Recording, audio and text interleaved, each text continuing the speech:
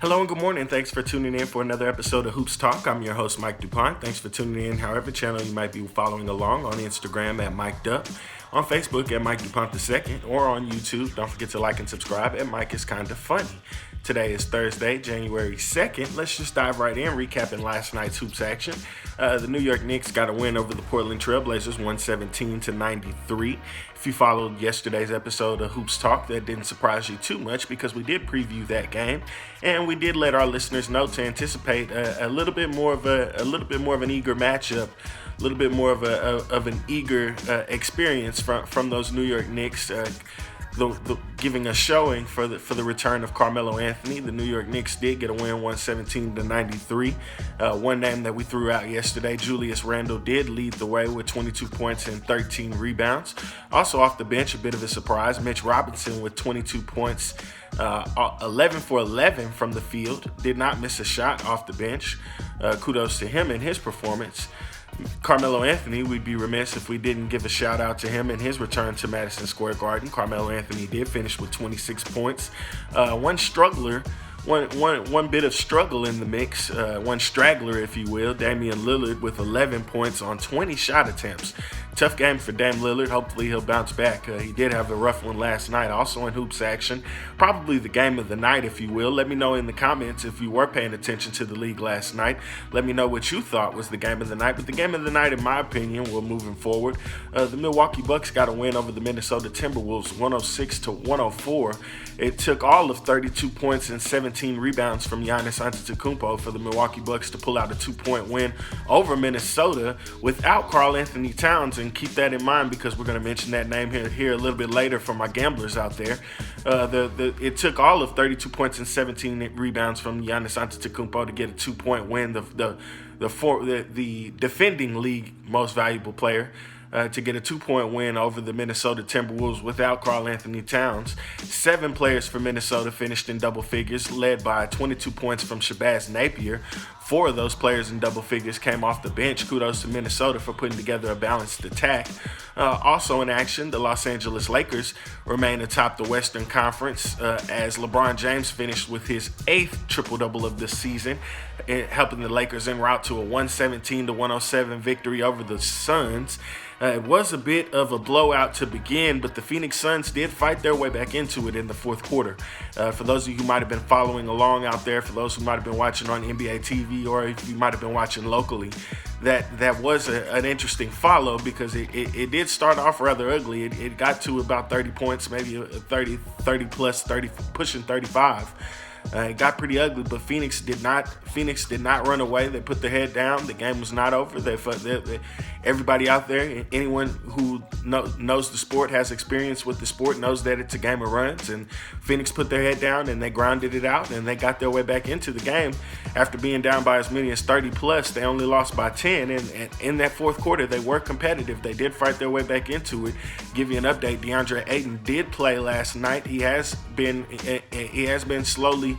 The Phoenix Suns have been inching him back into action for the Suns, for Phoenix, off of that sprained ankle that he returned from after that suspension for performance enhancing substances. Excuse me. He did come back from that ankle injury. They are inching him along. This is his second game back from that ankle injury. He did come off the bench. So if you were expecting to see him in the starting rotation, he was not a starter yesterday. He did come back off the bench, and he is inching his way back into full action. So that's great for him. It's bad if you're a starter. If you're the starting center in Phoenix, I think that's Aaron Baines. It's bad if you're Aaron Baines, but for DeAndre Ayton, for Phoenix Suns fans, and for DeAndre Ayton fans, it's great news out there. Also in action tonight, looking ahead for my gamblers out there, Golden State will be taking on Minnesota tonight. That is one of many games in action, but that is one that I think might be a juicy buy. The total right now is 221.5. I think that will be a severe under. If you listened earlier, we did mention that Karl Anthony Towns was out yesterday in yesterday's action, and Karl Anthony Towns is currently listed as out along with Andrew Wiggins for today's action against Golden State. The last time these two teams met, it was an under. They did not go over that 221 that 221 total. They did not meet that. I believe the total line the last time these two teams met was about 217, and that was also a game that Karl Anthony Towns did not participate in. Andrew Wiggins did play in that game. That was in mid-December, I believe, and but prior to that, they met on November 8th. That game wasn't over. They were well over 220. That game went into overtime as well. So that's something to keep in mind. Again, like I said, Karl Anthony Towns will not be playing tonight. He's listed as out. He's not expected to play tonight. Let me rephrase that. Andrew Wiggins is listed as out as well. He is not expected to play tonight.